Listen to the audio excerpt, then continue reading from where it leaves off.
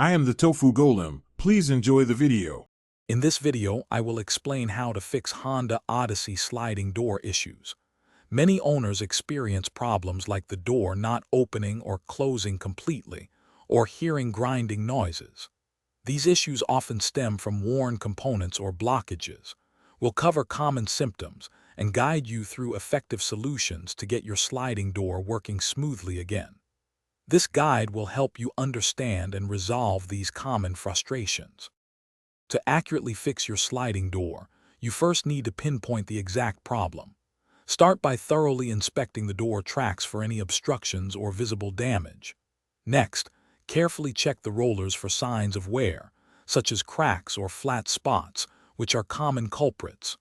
Also, examine the cables and the motor for any visible damage or fraying. Testing both manual and automatic operations can reveal where the system is failing. Once you have identified the issue, it's time for the repair. Begin by thoroughly cleaning the door tracks, removing any dirt or debris that could impede movement. Then, apply a high-quality silicone spray to lubricate both the tracks and the rollers, ensuring smooth operation. If rollers or cables are worn or broken, replace them with new parts. Finally, adjust the door's alignment to ensure it closes and latches correctly, often a simple adjustment.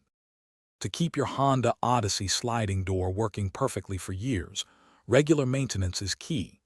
Make it a habit to clean and lubricate the door tracks every few months, preventing dirt buildup.